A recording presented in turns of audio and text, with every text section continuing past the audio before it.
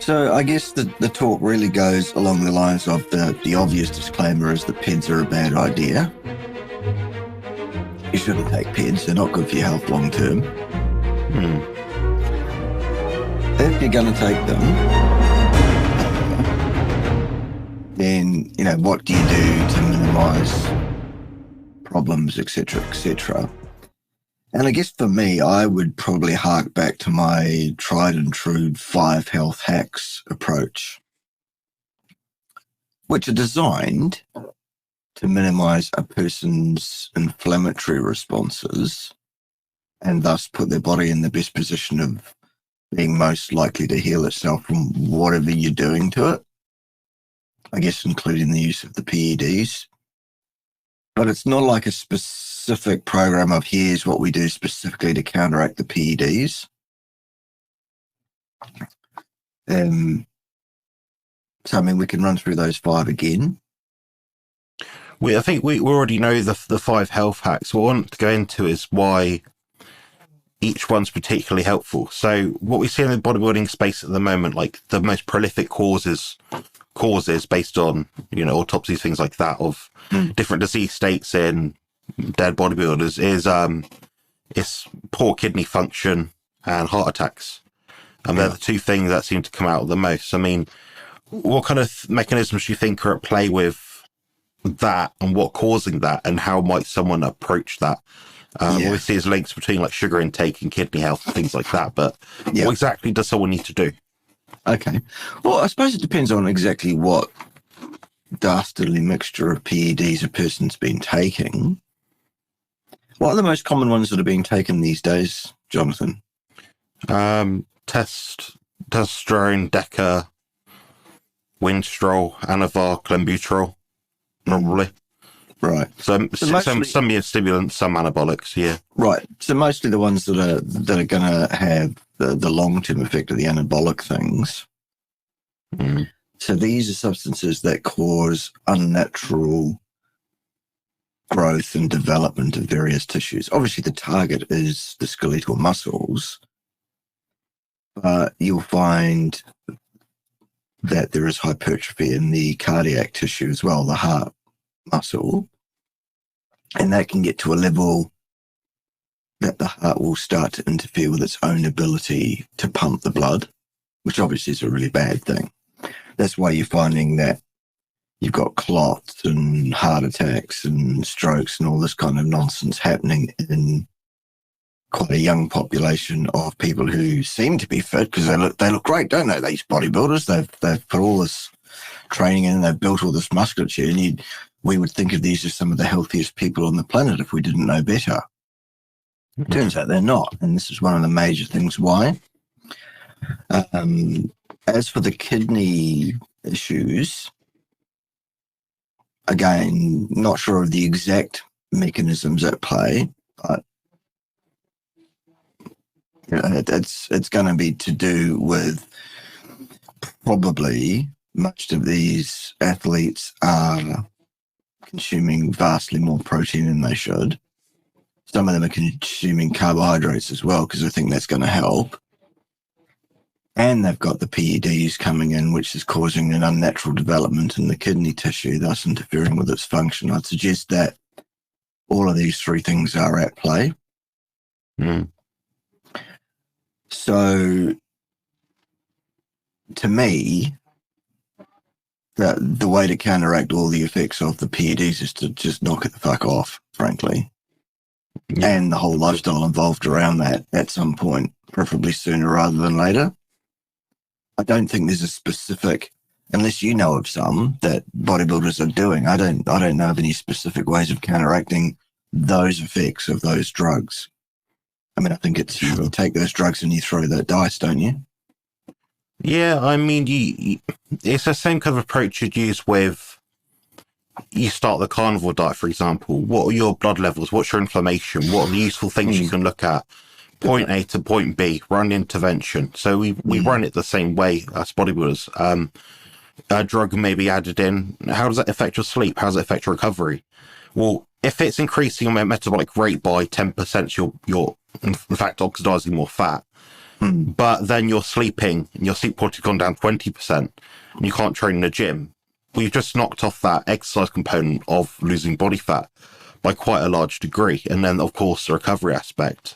So everything is added in as needed. So that's the way the more current modern approach goes. Just because there's more educators in the space like yourself that talk about health and health promotion and advocacy of safe practices. Yeah.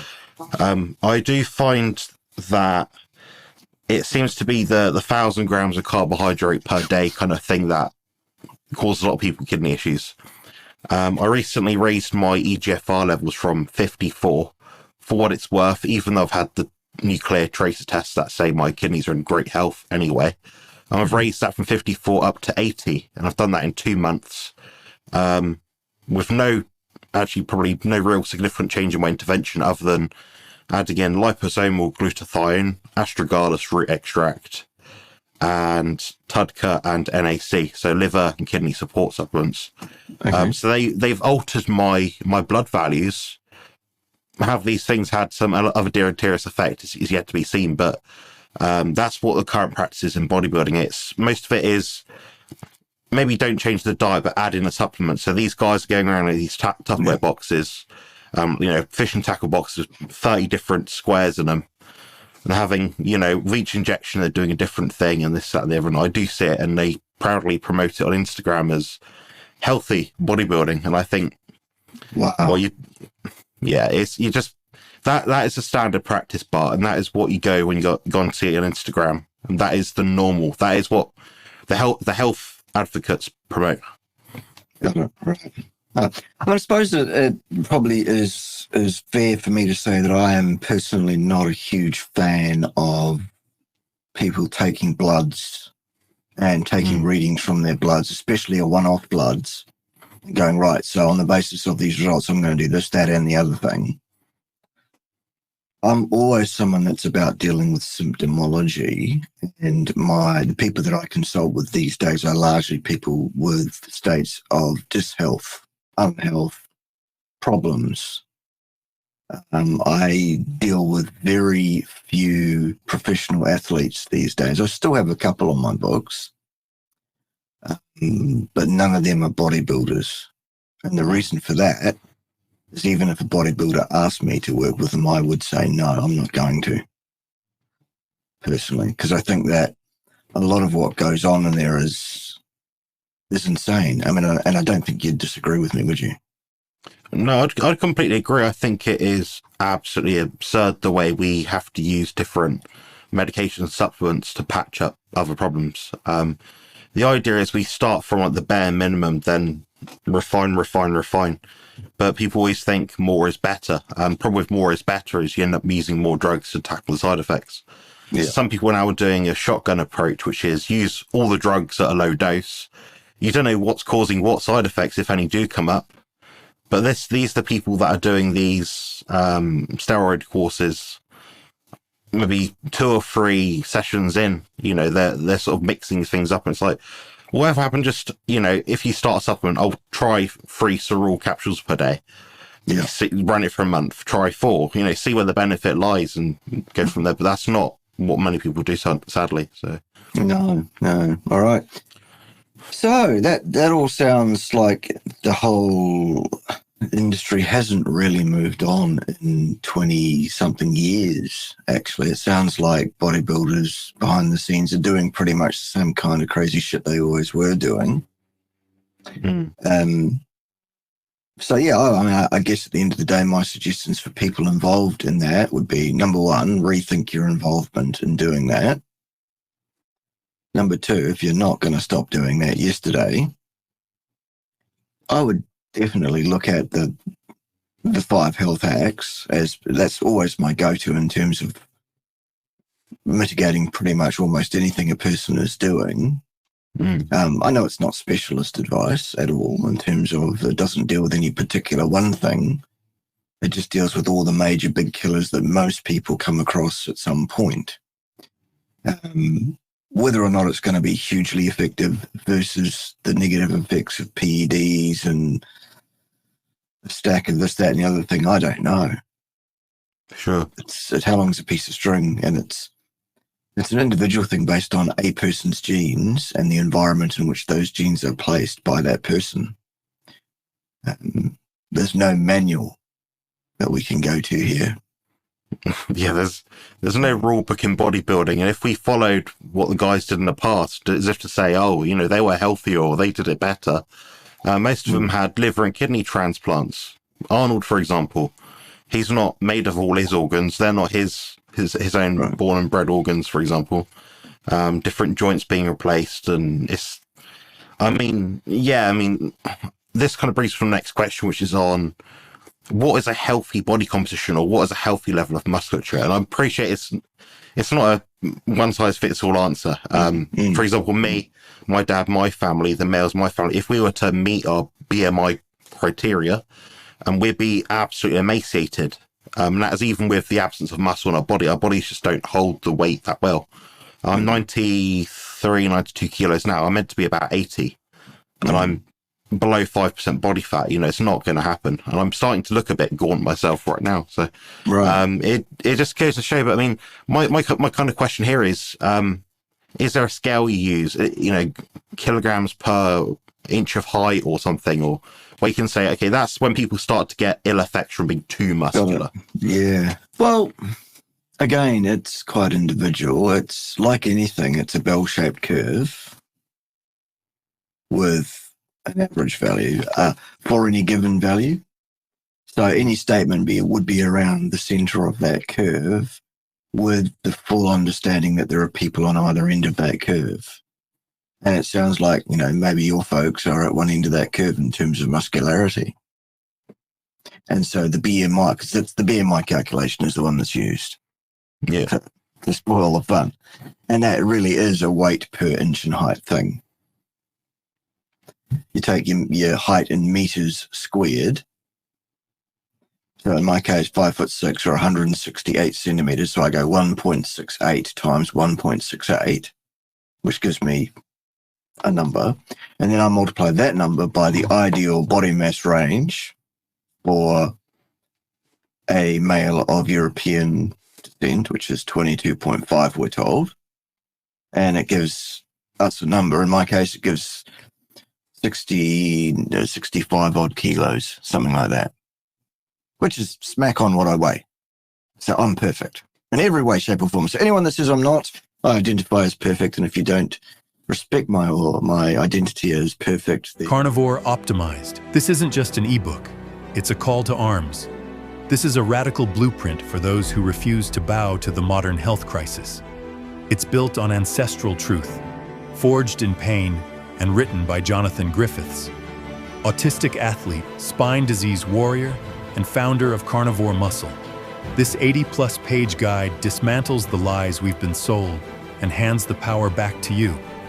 You'll learn why meat heals and fake food harms, how to restore energy, hormones, and focus, strength training without burnout, tools to beat fatigue, gut issues, and brain fog, how to stay strong in a weak world. Every purchase is a stand against the globalist agenda, fueling a movement to return health, power, and freedom back to the people. Rebuild yourself. Reclaim your fire. Own your biology. Download now. And you're guilty of hate speech and you're a bigot. Exactly. Yeah. But Jonathan, mine's 75, but mine's 75 kilos, but I just checked. Right. It's not going to happen. No, so the only way you're going to do that is stop training, stop taking any kind of gear whatsoever, and also probably, not go to a normal eating pattern. Like you're going to have to reduce your intakes quite a bit from what they probably are now. Yeah, how would someone do that? I mean, obviously, you reduce your training, you reduce your output, your demand on your appetite would reduce over time. Yeah. How's someone going to do that? Because obviously losing muscle tissue, like having it come off your body, isn't going to be I wouldn't have thought it'd be an easy process. Obviously beyond aging, Well, you'd think not, wouldn't you? But it also seems to be one of those grossly unfair things that all your hard-earned gains in terms of muscle growth over the years tend to melt off much more quickly than they went on. Again, it's individual in terms of how quickly it comes off a given person. You may or may not be able to rely on your hunger and satiety signaling because you'll be used to eating much more food because of the training that you've been doing. Suddenly stop doing that training, your body doesn't really know that for a bit, so you're probably going to overeat for a bit and get pudgy as well as lose muscle mass. So then you've got that to deal with as well. And I'm not going to tell you to sit and do hours of cardio, don't worry. But, it's one of those things that the detraining process can be, as negative in many ways as the positivity of the training process or the perceived positivity of it. I think that a person that decides they're going to quit this bodybuilding game and live a more normal life, I think one of the biggest changes probably for these people is a psychological change, a complete change of how they view, themselves and the universe around them, I think. I mean, you'd know more about that than I do. I've never been a bodybuilder per se. I used to lift when I was young, but I was never into, being the body beautiful, or I've never taken PEDs myself or anything like that. So I don't really know, but I'm just going on what I would imagine it would be like. I must agree, yeah. I mean, it's funny when you immerse yourself in this kind of industry, being like a bodybuilding industry. You see a lot of health promotion in some aspects, but you'll see a lot of health, definitely demotion, if anything, regression. You go to a fitness exhibition, they're selling cookies and donuts and things, and that's the norm.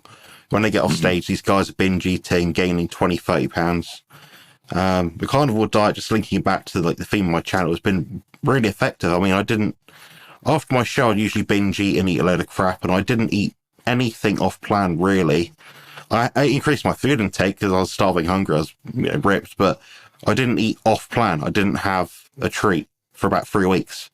It was only until the 3-week mark came by, and I was like, I'm still way too lean. I can't sleep properly like this. And my bones hurt, sort of thing. So I just ate a lot of stuff, activated the round cycle, gained a bit of fat over 3 days, did the job, got myself back to normal in 3 days. Then, so it certainly worked. But I mean, my next question relates to, you said you've worked with different elite athletes of different sports, maybe less or more physical than bodybuilders.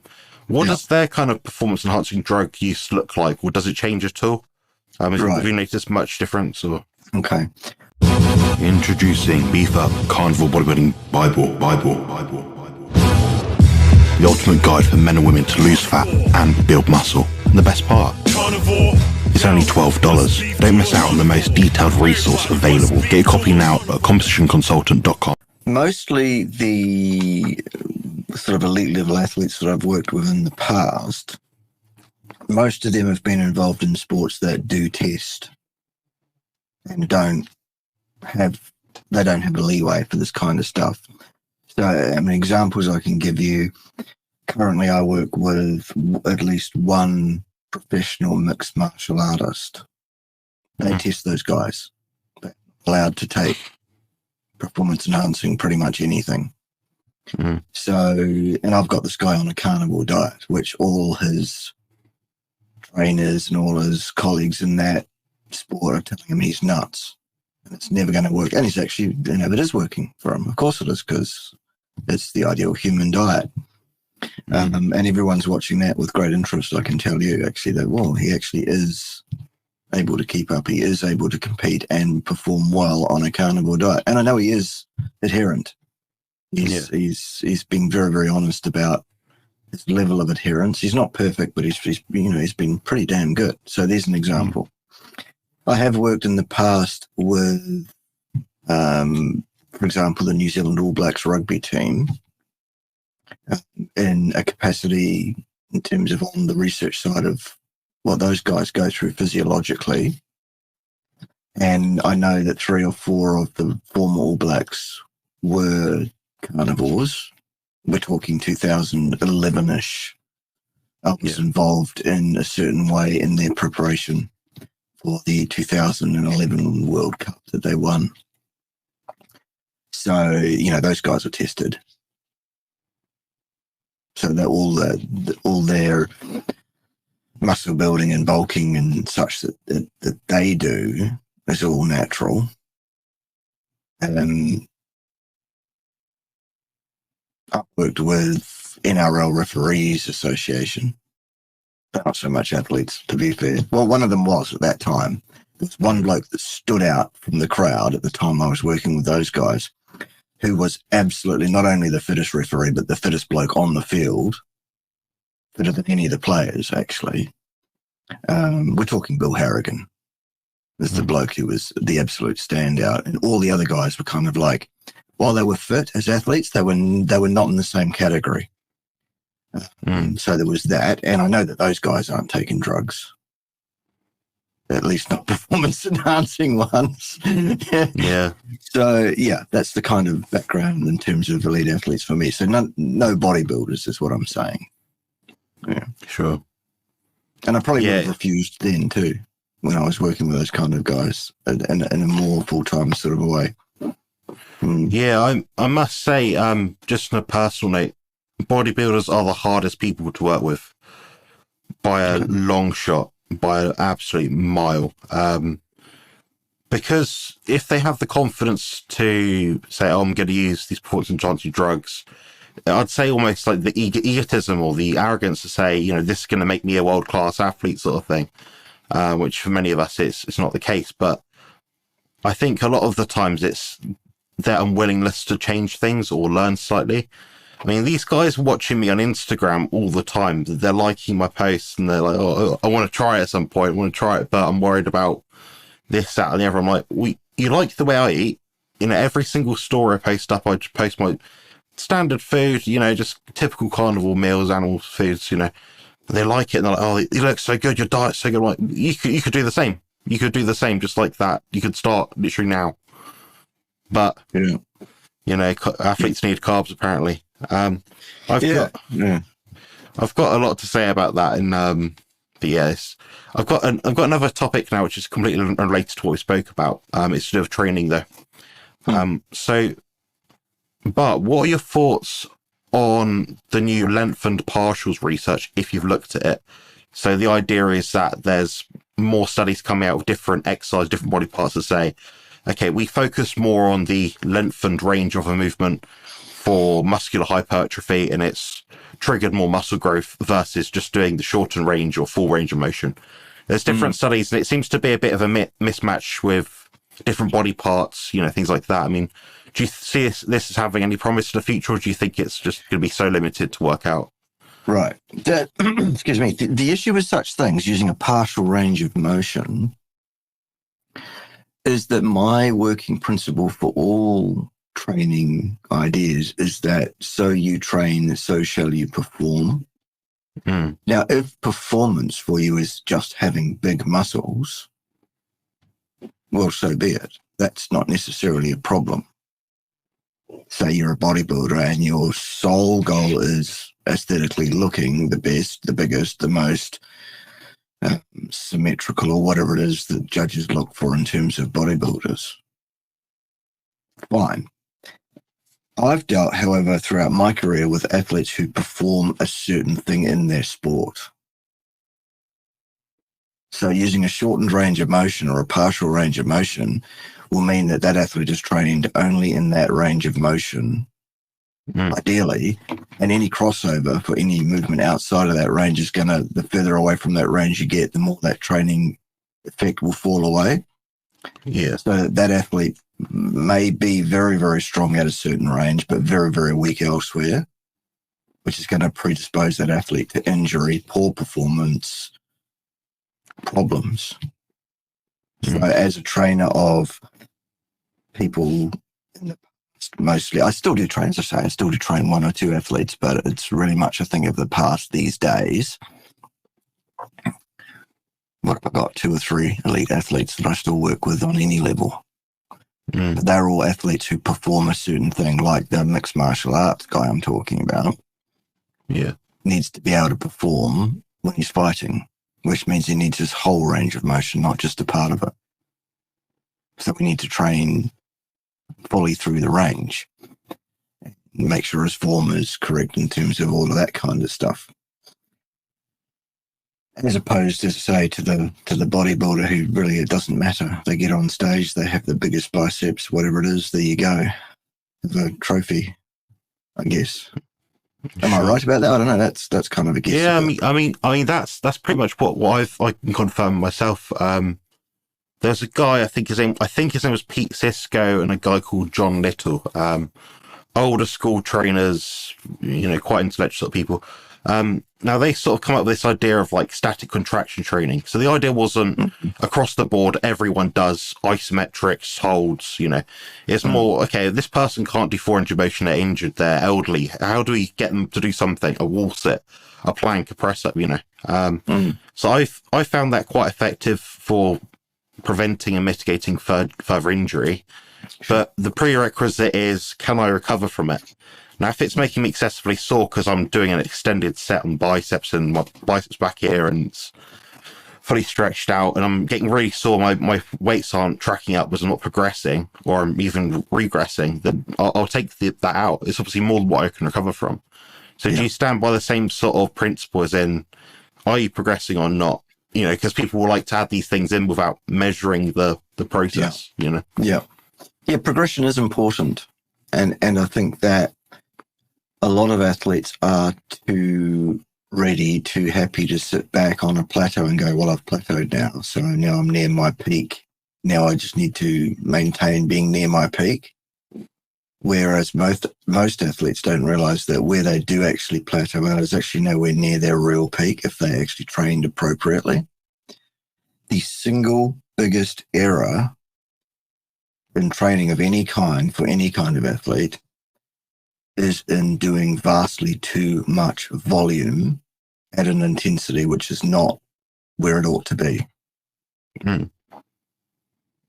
So if you are plateauing as an athlete, the first thing you should do is reduce your volume and increase your intensity, in my book. Yeah. I found honestly linear progression doing that with everyone. I find a lot of the young men will come to me from a background of like overtraining. Oh, I do 80 plus sets per week. But as much as I take on board what they've been doing before, because, if they like doing that, like spend a lot of time in the gym, fair enough.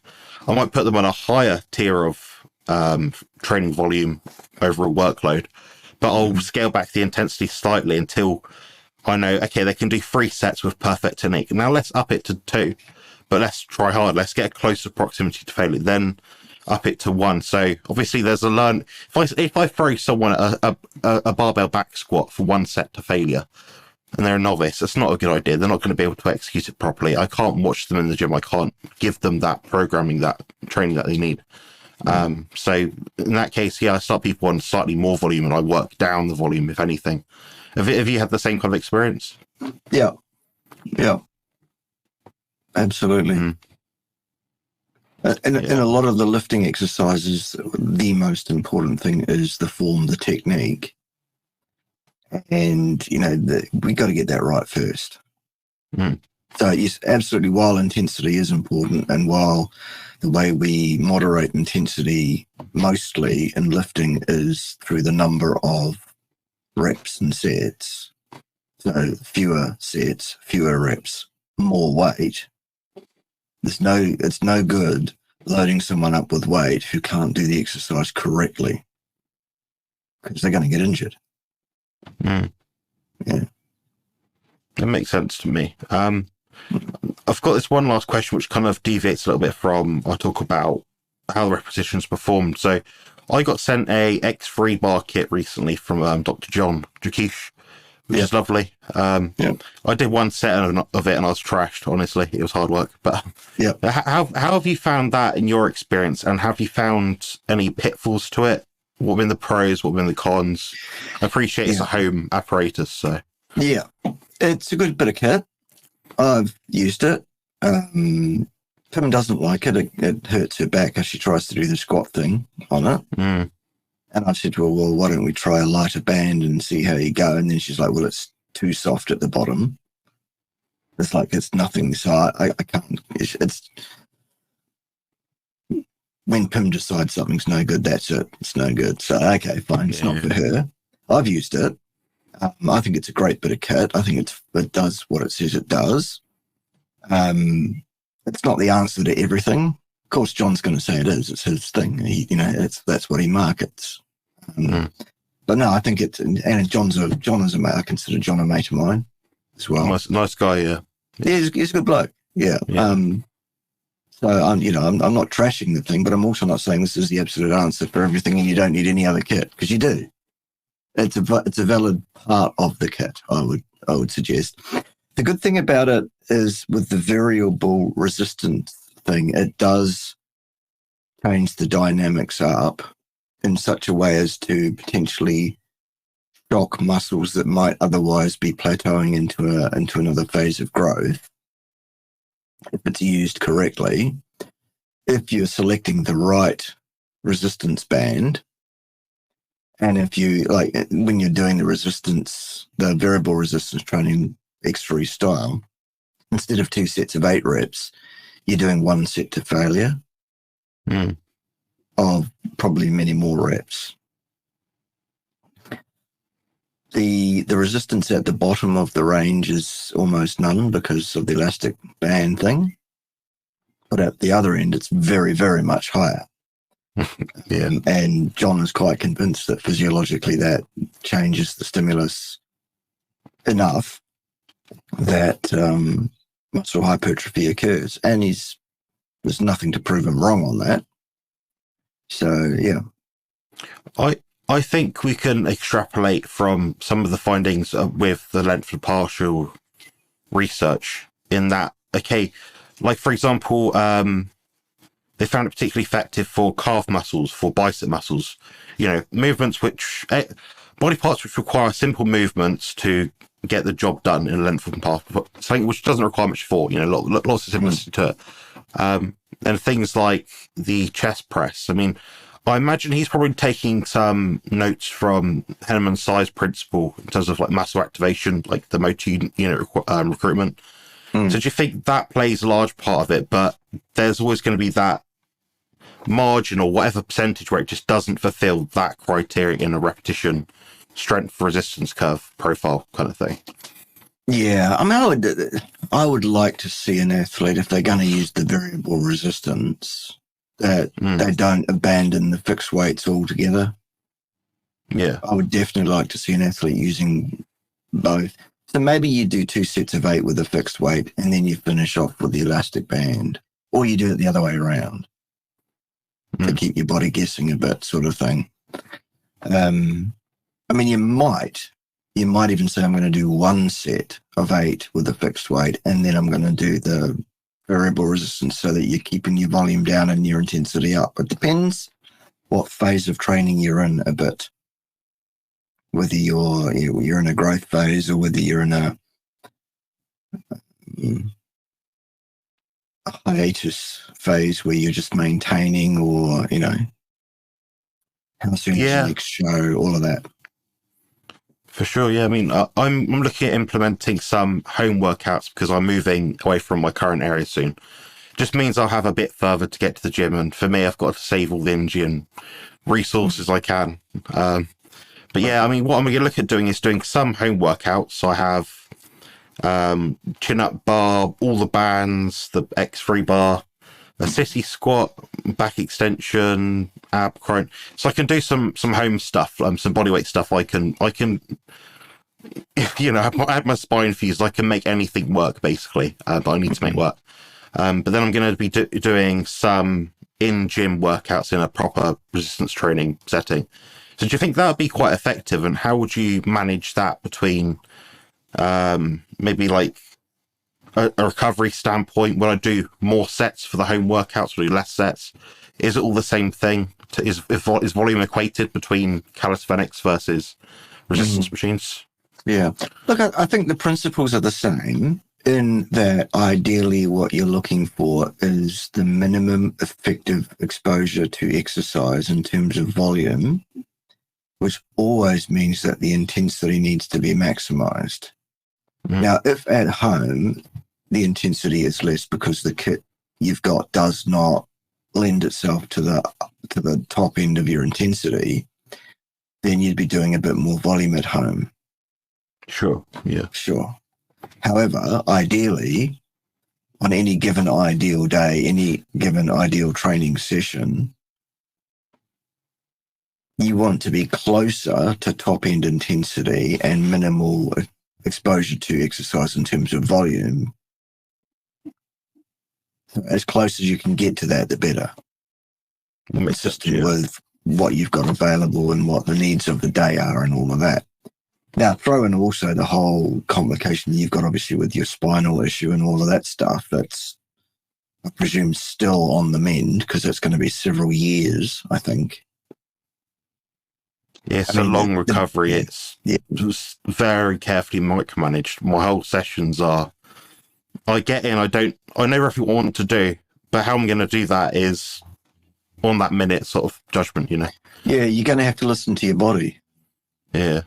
Which, you know, is a tough thing if you've got a program and, you know, the program says we're doing this, that, and the other thing. This is what I need to achieve on any given day. But your body says, no, Jonathan, that's not what we're doing today. That can be a tough one, can't it, I guess?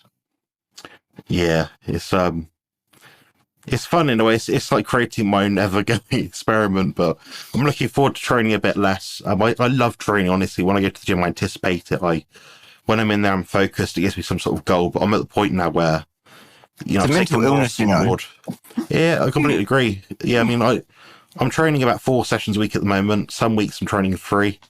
It's just auto-regulating recovery, and, you know, I'm doing, at most, I think I'm doing 24 sets per week total. That includes everything. So, you know, there aren't warm-ups. There aren't warm-ups in my workouts. Some things I'll do 2 sets, if something's a bit dodgy for my spine, maybe I'll do a warm-up set just to feel the motion, but it's not close to failure. It's more just doing a couple of reps, feeling it. Okay, maybe switch the exercise this week. So it's quite a 4 tab. Yeah, I'm doing it with 5 to 7 sets per session. That's awesome. Yeah. Yeah. Getting the job done. Yeah. Love it. Yeah.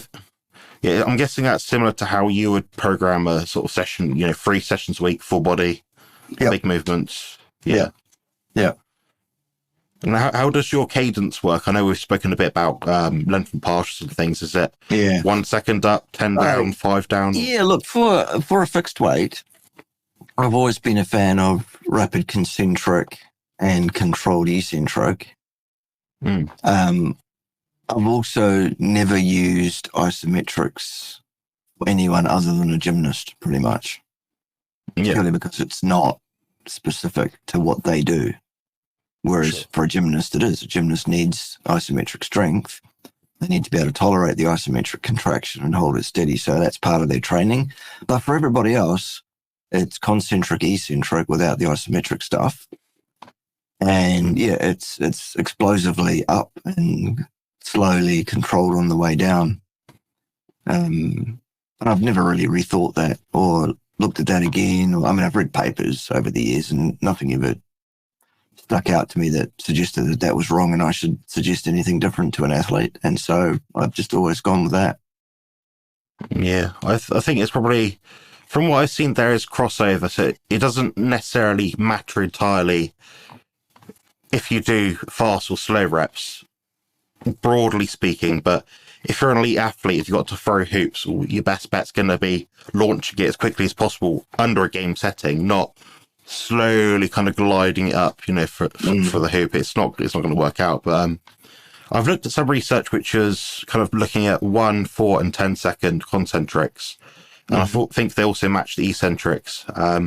They found 4 seconds safer and 10 seconds again even safer than that.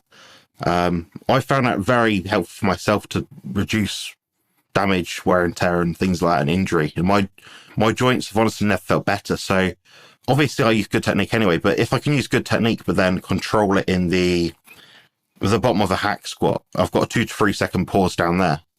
Okay, well, I know it's going to be my quads activating to get me to the top, not my spine, my vertebrae, my spinal column flexing round to try and, you know, use momentum. So it's a different goal altogether. I'm not trying to create any inertia. I'm trying to eliminate all of it. I mean, has that been something you found totally useful? And I know you sort of said, you know, as slow as possible. Is that 5 seconds, 10 seconds down, or does it depend on the movement? Yeah, I guess it's like, 5 seconds-ish. Yeah. I've never gone with the enormously long, like 10 seconds is a long time. It does feel like a long time. Yeah, I agree. It's not for the patient, most patient people. I get most people on a 5, 2, and 5 second kind of cadence, with the 2 being the isometric at the hardest point. So you're not locking it out and holding it 2 seconds. You're shaking at the bottom for two seconds. But I find it gives people the best safety element. But for me, doing it even slower than that seems to be beneficial. I'm getting my brother on it as well. He's doing some hack squats. He's snapped his shin and broke his knee. So he's doing slow hack squats, wall sits, full range of motion again. Like we're still promoting that. But yeah, I mean, I one of the main benefits I've found, I know we're rambling on about it, but is the timing side of it. Because 10 seconds is always going to be 10 seconds. Whereas if I'm saying, okay, standardize your reps, and I want you to standardize your reps 1 to 10. Well, the first rep might be 5 seconds. They might rush a few of the middle ones and get to the last one. Then all of a sudden they do a 10-second slow one sort of thing. Yeah. That's my problem. So what I do is I literally have my phone in front of me. I put it on the ground, wait until it says an even number. Go 1, 2, 3, 4, 5, 6, 7, 8, 9, 10. 1, 2, 3. And that sets my pace, my standard. So therefore I know every rep that I do is going to be about the same. Because I'm only doing 3 or 4 reps, I'm looking at the clock and thinking, okay, I've got to get about 80 seconds or whatever it happens to be. And last week got 83 seconds. This week I'm going to get 84 seconds. So it gives me an extra goalpost, something to look at. Whereas if I'm just doing 10 reps and 1 week, I've rushed it, I've ballsed it up, I've not standardized my form. So I've risked injury, which is something obviously someone like myself, I don't want to be seen risking injury, because it's like, well, it's your own fault, Yeah. So. Yeah.